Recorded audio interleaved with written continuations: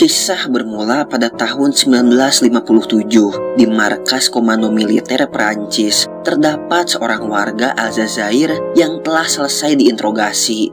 Dia diperintahkan untuk memberitahu tempat persembunyian seseorang yang paling dicari oleh pihak militer. Sebenarnya laki-laki itu menolak perintah para tentara, tapi karena berada di bawah ancaman dan iming-iming akan dibebaskan, dia akhirnya menuruti perintah pihak militer. Kemudian pihak militer mengerahkan ribuan pasukan untuk mengepung sebuah rumah. Berdasarkan petunjuk dari laki-laki lokal tadi, akhirnya para tentara menemukan tempat persembunyian target mereka. Rupanya sang target bersembunyi di dalam sebuah dinding. Lalu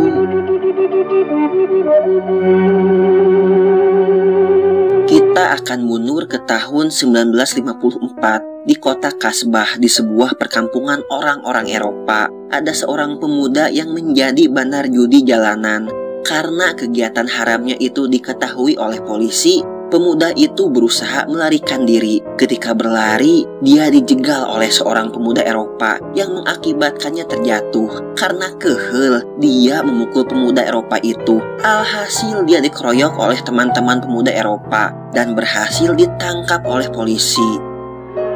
Amar Ali Lapointe, né le 15 janvier 1930, profession manœuvre, maçon, boxeur. Setelah beberapa minggu berada di penjara, Ali melihat seorang tahanan yang meneriakkan takbir sambil mengatakan kebebasan Aljazair. Tahanan itu sendiri adalah tahanan yang akan dijatuhi hukuman mati. Tahanan itu dieksekusi dengan disaksikan para tahanan lain, termasuk Ali, meski hanya lewat jendela kecil penjara.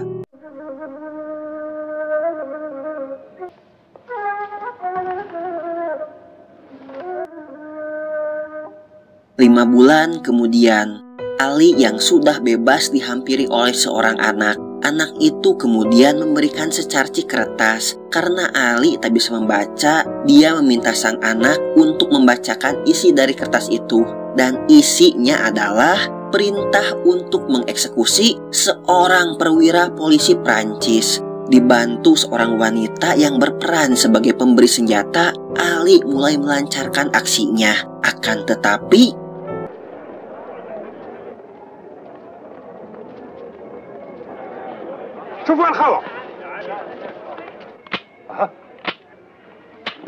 rupanya pistol tersebut kosong. Dengan terpaksa, Ali memukuli polisi itu, lalu melarikan diri beserta si perempuan tadi. Setelah itu, Ali bertemu dengan seseorang yang bernama Jafar. Jafar sendiri adalah pimpinan dari sebuah organisasi pemberontak menurut klaim Prancis yang bernama FLN atau Front de Libération Nationale, maaf kalau salah, alias Front Pembebasan Nasional, yang dianggap sebagai partai politik nasional yang melakukan gerakan nasionalis untuk memerdekakan negara terbesar di Afrika, yaitu negara Aljazair, sekaligus partai politik satu-satunya yang sah dan berkuasa saat itu.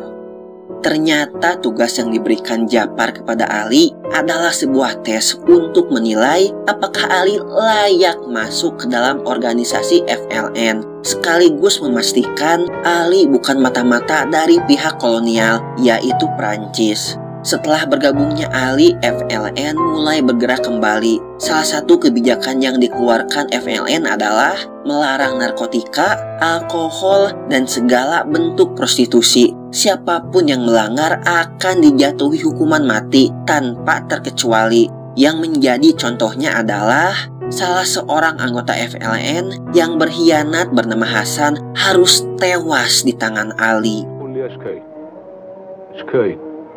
نشرك خير خوف ما ربي هيا غبر ضرب طير هيا طيروا زيدوا فيه.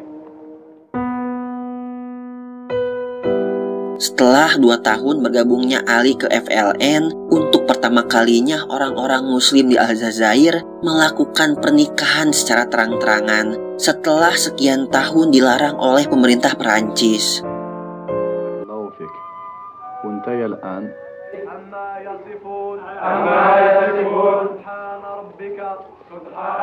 Semenjak itu pergerakan FLN semakin berani menentang pemerintah Prancis dan tak segan-segan melakukan aksi brutal untuk melawan para aparat.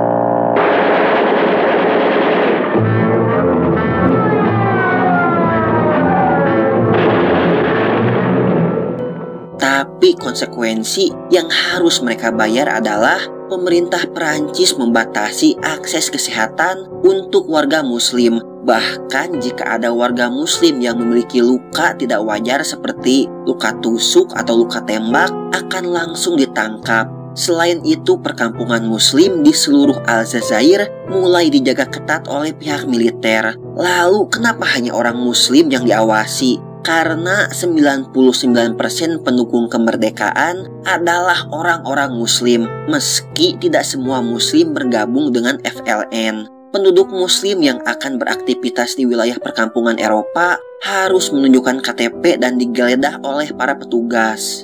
Présenteront leurs pièces d'identité et seront éventuellement fouillés. Remédier sur le champ à l'insécurité qui règne dans la ville, le préfet d'Alger a pris la décision de faire boucler tous les... Pousse-toi.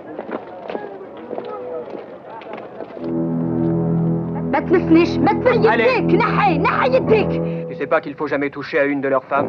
Meski begitu, para anggota FLN selalu punya cara untuk mengeksekusi para perwira penting Perancis.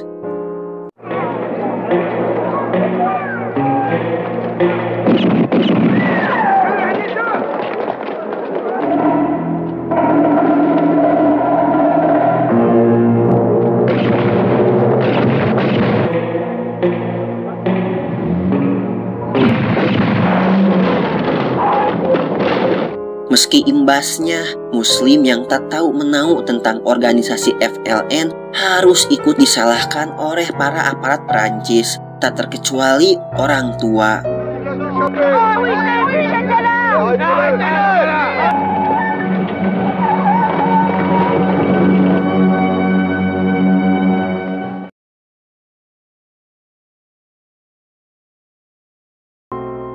Orang-orang Eropa di Aljazair mulai parno dengan orang-orang muslim. Salah satunya seorang perwira polisi yang dengan sengaja membuat bom, kemudian mengajak teman-temannya untuk meledakkan bom itu di perkampungan muslim.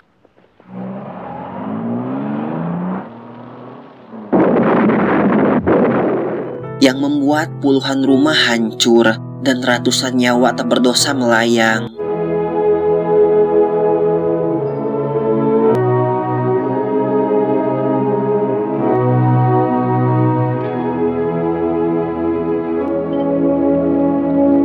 Sudah bisa ditebak, orang-orang muslim tak terima dengan kejadian itu. Mereka berencana berdemo kepada pemerintah Perancis yang seakan-akan tak peduli dengan insiden itu. Tapi sebelum hal itu terjadi, FLN berhasil menenangkan amarah masyarakat dan berjanji akan membalas rasa sakit mereka.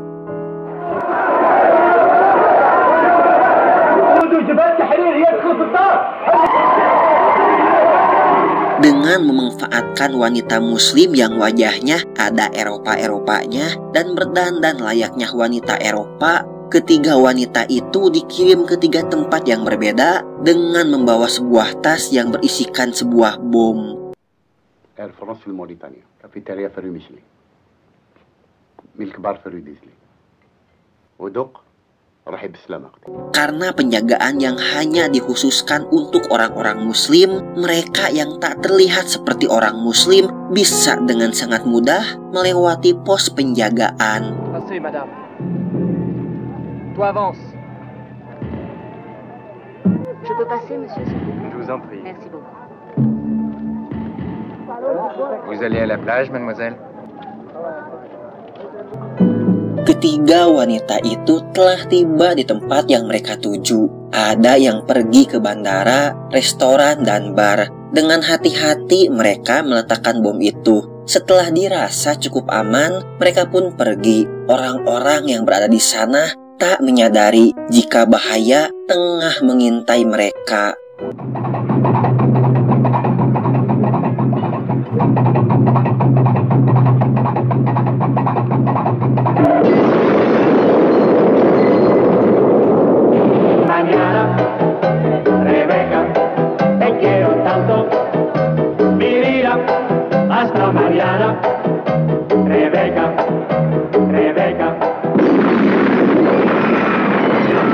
Jujur, secara pribadi saya tak setuju dengan tindakan FLN kali ini. Dan saya juga sangat-sangat yakin jika mayoritas umat muslim tak membenarkan tindakan FLN. Dalam situasi perang saja, Rasulullah Shallallahu Alaihi Wasallam mencontohkan jangan pernah menyakiti wanita, anak-anak, orang tua, bahkan lawan sekalipun. Jika lawan kita sudah tak berdaya, apalagi ini menyerang orang-orang yang tak berdosa. Sungguh-sungguh perbuatan yang sangat-sangat salah.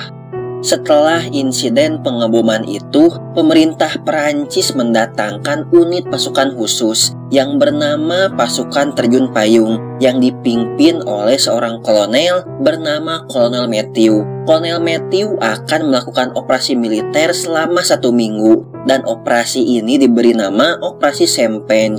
Operasi militer ini bertujuan untuk semakin mempersempit gerak FLN. Kegiatan masyarakat muslim benar-benar diatur oleh pemerintah.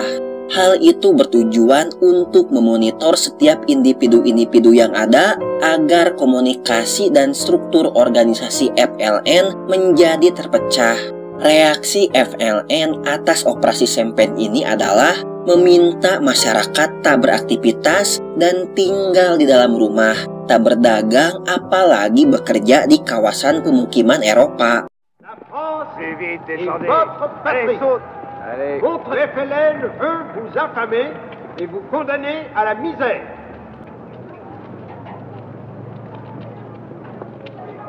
يا الخوا يا الخوا اسمع منك يا الخوا لا قريت عيني تحت تحيا